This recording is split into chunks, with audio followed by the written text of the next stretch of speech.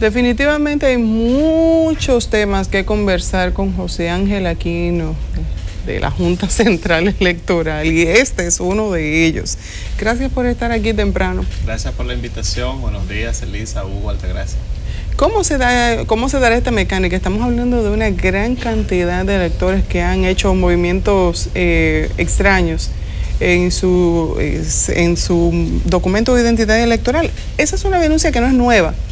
Ya incluso un precandidato del Partido Reformista, nuestro compañero Francisco Medrano, ya lo había dicho en una ocasión, que se estaban dando cambios sospechosos de movimiento de domicilio hacia la zona fronteriza, y esa denuncia incluso no es nueva.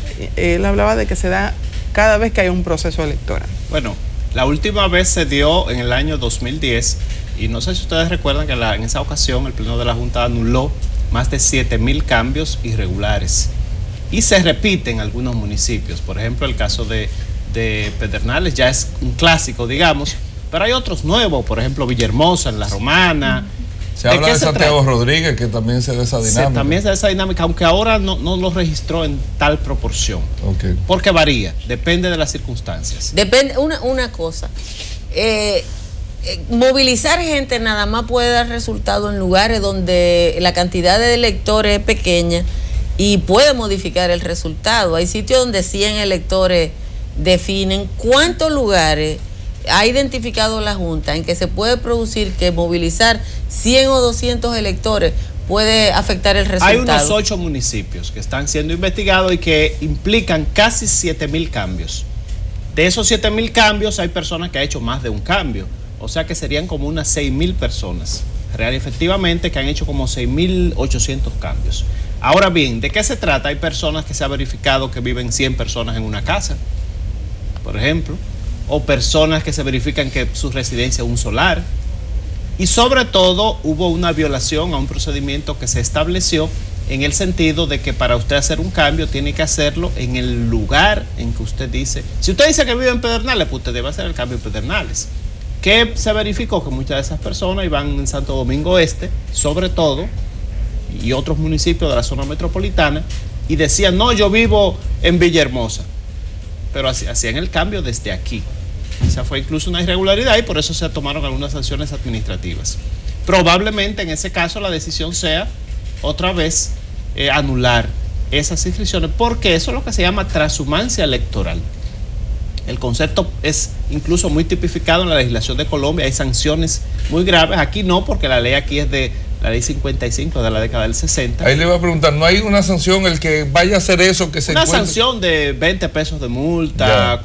¿Y qué pasa con el domicilio? ¿Se mantiene en el domicilio original? En el domicilio anterior. Okay. Porque ¿de qué se trata esto? De que la voluntad de quienes residen en un municipio no sea alterada por quienes no tienen nada que ver con ese municipio, que no tienen ningún tipo de arraigo, ningún tipo de identidad, que real y efectivamente lo que están haciendo es en gran medida sirviendo en el mercado electoral de manera inadecuada. Viendo esto, magistrado, ¿se va a mantener la decisión o la ley se va a cumplir en este caso para las elecciones del año que viene del replanteamiento de la cantidad de diputados por provincia? Bueno, recuerden que eso está en un recurso por ante el Tribunal Superior Administrativo. Vamos a esperar la decisión, como los partidos, la decisión que tome el Tribunal Superior Administrativo.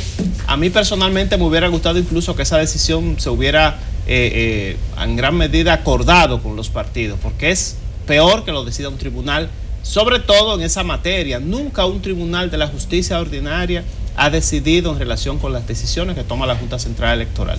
La Suprema Corte de Justicia siempre ha dicho, en materia electoral la última palabra la tiene la Junta Central Electoral. Si hay violación constitucional, se acepta y va a la Suprema. Antes iba a la Suprema, ahora va al Tribunal Constitucional. O sea, el precedente sería muy negativo que el Tribunal Superior Administrativo, que para mí en esa jurisdicción, en ese aspecto, no tiene competencia, tome la decisión. Dicho esto, hay que reconocer que la decisión quizás no se tomó de manera oportuna, porque la empezamos a discutir en el 2014, en enero, y se tomó 1 año y 6 meses después. Quizás para los partidos es un poco incómodo acomodarse, valga la redundancia, a esa posibilidad. Pero la ley no está para acomodar a nadie. Exactamente. No, por eso, pero decimos, desde el punto de vista político, esa decisión debió tomarse del año enero de 2014, para que ellos también tuvieran el tiempo de, digamos, ajustar sus candidaturas. A propósito de la transhumancia electoral, que evidentemente se da para tratar de alterar lo que podría ser el resultado en determinadas demarcaciones. Yo hice un ejercicio hace unos meses de ver una cantidad de alcaldes que no vive en sus demarcaciones, ni siquiera vive cerca. ¿No hay alguna legislación que obligue a que la persona que se presenta a un cargo en una demarcación tenga un vínculo geográfico con esa demarcación? Claro que sí, la nueva ley municipal, bueno, la última ley, ya no es tan nueva, casi para 10 años, establece que la persona debe residir un año antes de postularse en la jurisdicción a la que aspira. De hecho, muchas candidaturas a nivel nacional fueron rechazadas en el año 2010 porque las personas se habían mudado recientemente ahí y no tenían ese vínculo de residencia. Pero yo hice un ejercicio y encontré 17 o 18 alcaldes. ¿Y usted sabe cuándo lo hice? Cuando asesinaron al alcalde de La Laguna que vivía en Santo Domingo Este. Lo que sucede es que muchas personas tienen en su cédula un domicilio y tienen también residencia en otro. Esa es la realidad. Y la ley no es muy precisa al determinar cuál es el vínculo, si el domicilio legal o la residencia. Entonces, en materia municipal, recuerden que son las juntas electorales las que aceptan o rechazan candidaturas y de conformidad con la tradición vigente, con la ley vigente, con el nuevo Tribunal Superior Electoral, esas decisiones van al Tribunal Superior Electoral. Pero sí la ley procura un vínculo entre la residencia del candidato y su elección. Y si cuando es candidato tiene que residir ahí, pues con más razón si es funcionario electo. Volviendo al tema, o sea, continuando con el tema de la transhumancia, en las modificaciones que se pretende hacer, si se logra, la ley electoral, ¿qué tipo de sanciones llevaría a una persona que comete este tipo de delito? Bueno, ya sería un delito electoral con sanción de prisión y multa, como es en la mayoría de los países, porque estamos hablando... ¿Para el candidato o para el ciudadano? Tanto para el ciudadano como para el candidato. Lo que pasa es que a veces es difícil establecer el vínculo entre esa persona y un candidato. Esa persona difícilmente diga fue fulano que me mandó. Sí. Pero sí, sobre todo el elector, en ese caso, y las personas que sean cómplices, pues tendrían una sanción. Hasta ahora lo que se puede hacer y lo que sin duda alguna se hará es anular ese cambio. ¿Y cuánto tiempo durará hacer el levantamiento que tiene previsto hacer la Junta para verificar? No, eso hay que hacerlo necesariamente rápido. El plazo que hemos dado es de 15 días a los inspectores, porque recuerden que el padrón electoral tiene su fecha legal de cierre, se puede modificar, pero esa es la fecha legal que tiene hasta ahora, el 15 de diciembre.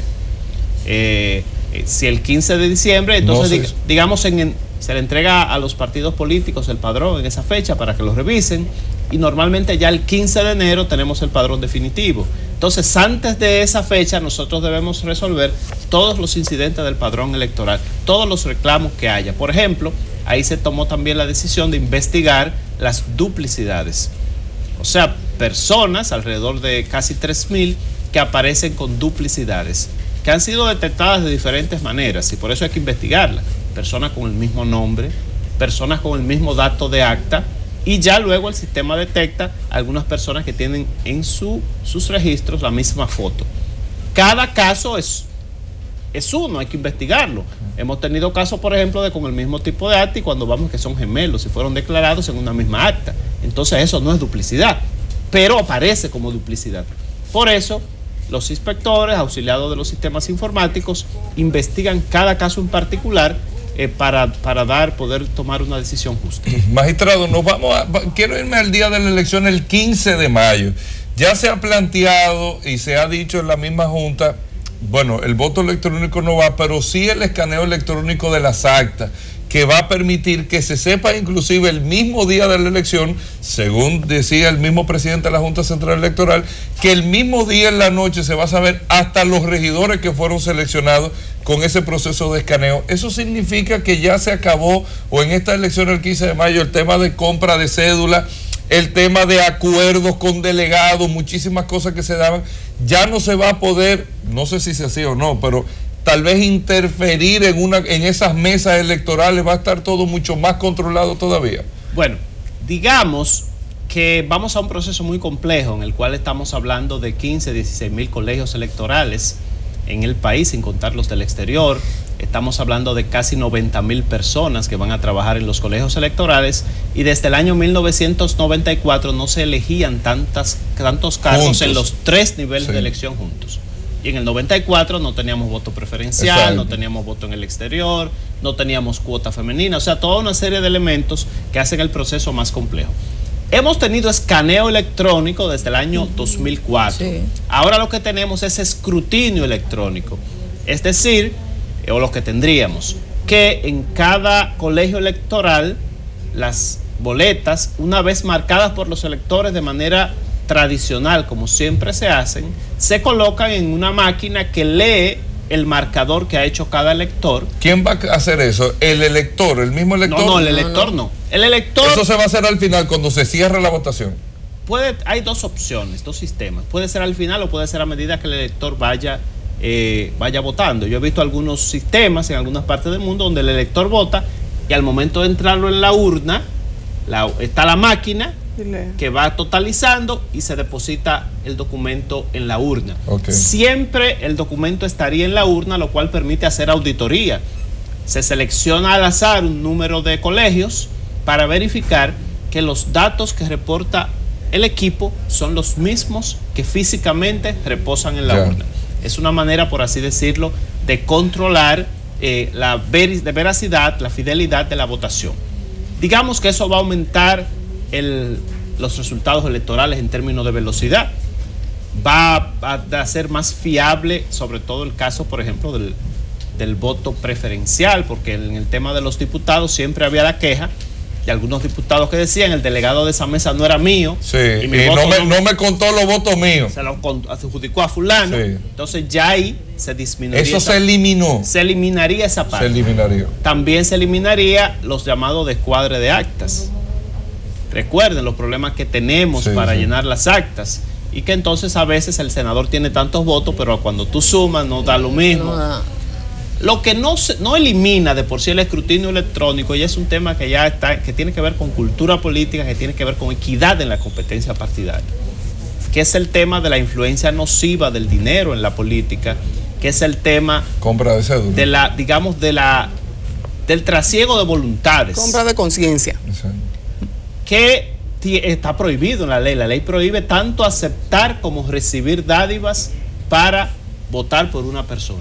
Sin embargo, lo último que se ha visto a veces en los eventos electorales, un grupo de personas en una esquina parada y diciendo: no, si no me trae una jumbo yo no voy a votar.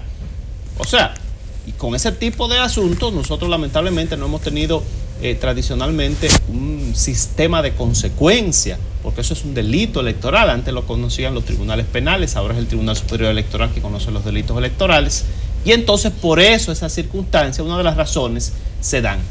Eso no lo termina, porque ya es un tema de cultura y de voluntad política, y por eso nosotros somos de los que hemos insistido en que lo que hay que, sobre el gran reto de este sistema de proceso electoral, además ya del tema del escrutinio, es el tema de la equidad en la competencia electoral. O sea, cada vez más hay que establecer mecanismos para limitar el uso y abuso de los recursos del Estado, es decir, Estado, gobierno central, municipios, porque no es solo del gobierno central que se abusa, también del municipio. O sea, una persona es candidato a reelegirse como alcalde y tiene a su disposición toda una serie de recursos que, si no hay controles, evidentemente pueden ser utilizados en contra de los candidatos. Vamos a ir a la pausa, pero yo quiero que cuando regresemos lo retomemos ahí, a propósito de la carta que envió el magistrado Olivares para adelantar la fecha de apertura de la campaña electoral, que aparentemente fue rechazada por el oficialismo y sus aliados.